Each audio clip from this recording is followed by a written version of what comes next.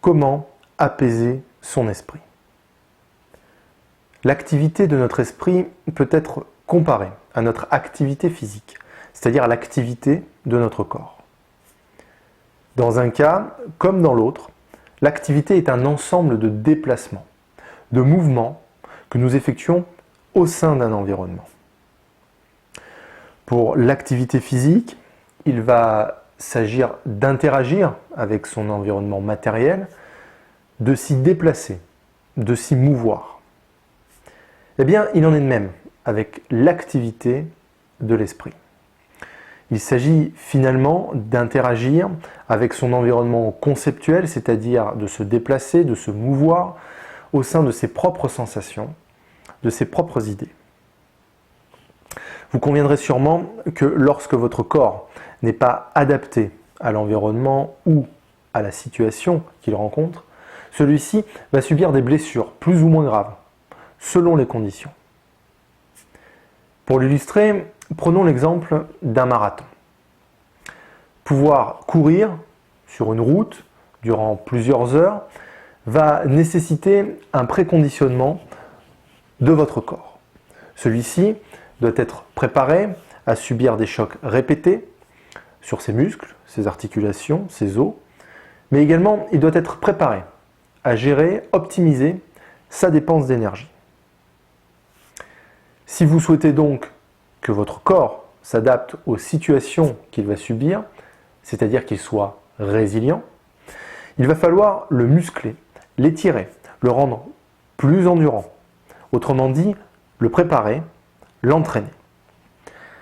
C'est ce que nous nommons avoir une activité physique. Si nous observons maintenant les interactions que subit notre esprit, nous nous rendons compte que, de la même manière, si nous ne sommes pas préparés à devoir affronter une situation non familière, une situation inédite, c'est-à-dire une situation qui ne s'intègre pas dans nos concepts habituels, notre monde, notre univers propre, nous risquons également de subir des blessures qui s'avéreront plus ou moins graves selon le chamboulement que subira notre univers. C'est ce que nous pouvons nommer des traumatismes psychologiques. Nous identifions donc là l'origine des agitations quotidiennes que subit notre esprit, à savoir nos mécontentements, nos énervements, nos colères, nos incompréhensions, nos conflits. Comme pour l'activité physique, notre esprit va avoir besoin d'entraînement, c'est-à-dire de musculation, d'étirement et d'endurance. En le musclant, nous renforçons la structure de nos idées et de leurs articulations. Nous prenons conscience et gagnons en cohérence. Nous y voyons plus clair, nous sommes plus mesurés. En l'étirant, nous donnons de la souplesse à nos idées. Nous effaçons petit à petit les limites conceptuelles que nous nous sommes fixées. Nous devenons donc capables d'élargir, d'enrichir nos pensées.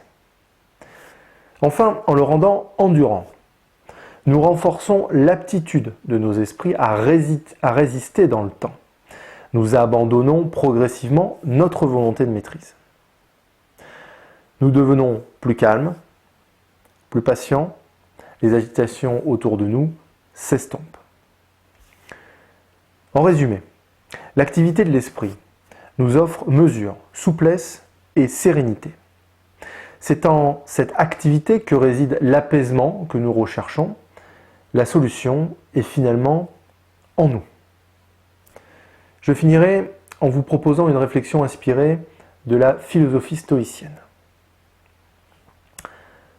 N'offre pas à la sagesse uniquement les rares instants que les agitations de la vie daignent t'accorder.